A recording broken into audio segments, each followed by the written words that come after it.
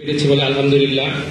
Professor doctor শমশার Ali স্যারের সাথে আমি নবীন হিসেবে গবেষণার সহযোগী হিসেবে গবেষক হিসেবে কাজ করার সৌভাগ্য আমার হয়েছিল।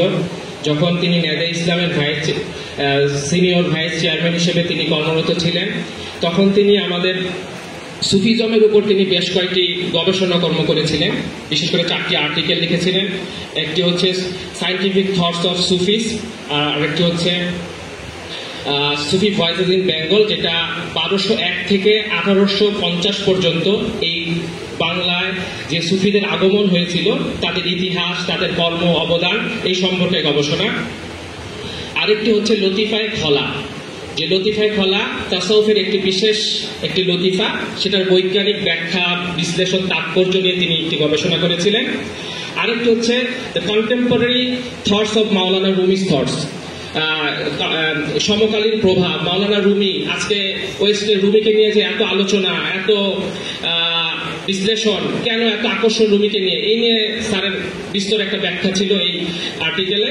তো এই আর্টিকেলগুলো স্যার ইংলিশে লিখেছিলেন, আমি স্যারের সাথে সাথে থেকে এগুলো বাংলা করেছি। এটা ঐতিহ্য থেকে প্রকাশ হয়েছে 2020 সালে বইমেলায়, আপনারা সংগ্রহ করতে পারবেন।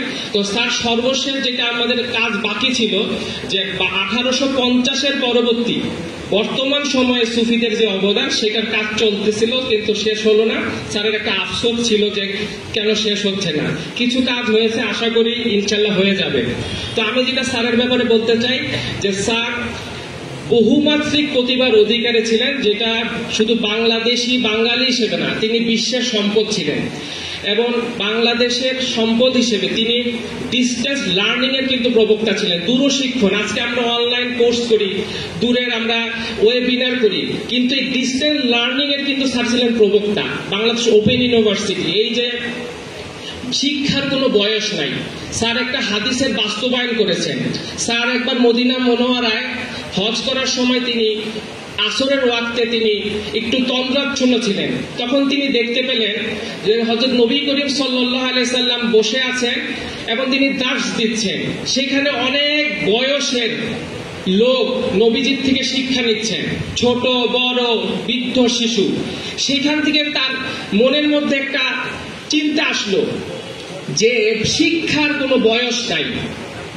এবং ওই হাদিস শরীফটা তিনি বাস্তবায়ন করলেন যে দোলনা থেকে কবর পর্যন্ত শিক্ষা অর্জন করতে থাকো, বিদ্যা অর্জন করতে থাকো। দেখেন কি চমৎকার বিষয়, তিনি ওপেন ইউনিভার্সিটি, শিক্ষার কোনো বয়স নাই, শিক্ষার দরজা ওপেন, সবার জন্য উন্মুক্ত। এই কনসেপ্টটা তিনি বাস্তবায়ন করলেন এবং তার মাধ্যমে ওপেন ইউনিভার্সিটির সর্বপ্রথম যিনি সার্টিফিকেট পেলেন তার বয়স ছিল 86 বছর।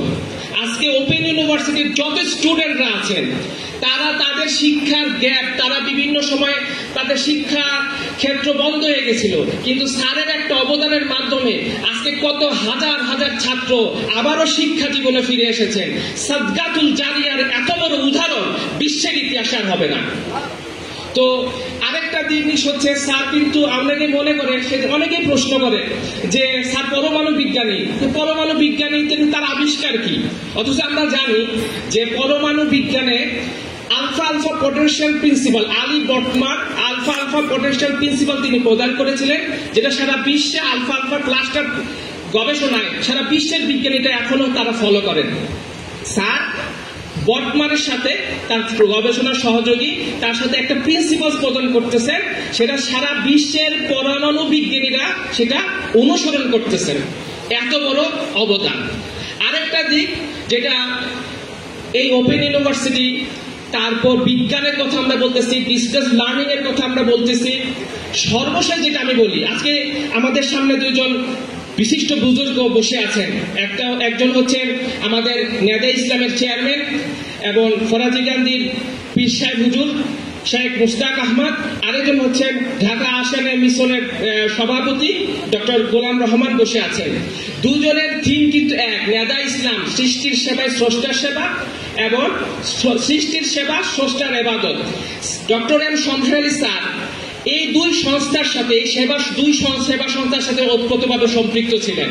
সৃষ্টির সেবা, মানুষের সেবার সাথে তিনি সম্পৃক্ত ছিলেন এবং এই সেবা এবং বিজ্ঞান, তাসাউফ সবকিছু, মানবতা, পরিবেশ একাকার হয়ে এই শমশের আলী স্যারের মধ্যে একাকার হয়ে উপস্থাপিত হয়েছিল এবং এর মাধ্যমে একজন চমৎকার মানুষ হিসেবে তিনি আমাদের সামনে নিজেকে তুলে ধরেছিলেন। তিনি আমাদের কাছে একটা আদর্শ, আমাদের কাছে একটা মাইলস্টোন। এই স্বীকৃতি স্বরূপ নেদা ইসলাম 2019 সালে তাকে লাইফ টাইম অ্যাচিভমেন্ট অ্যাওয়ার্ড দেয়। এছাড়া তিনি সারা বিশ্বের থেকে অনেক পুরস্কার পেয়েছিলেন, কিন্তু নেদা ইসলামের জন্য তিনি যে অবদান রেখেছেন, লতিফাই খোলার জন্য তিনি যে গবেষণা করেছেন, নেদা ইসলামের পক্ষ থেকে আমরা চিরকৃতজ্ঞ। স্যারের কাছে আমরা চিরঋণী হয়ে থাকবো। আমরা আশা করি স্যার জান্নাতুল ফেরদৌস নসিব হবেন। আসসালামু আলাইকুম ওয়া রাহমাতুল্লাহ।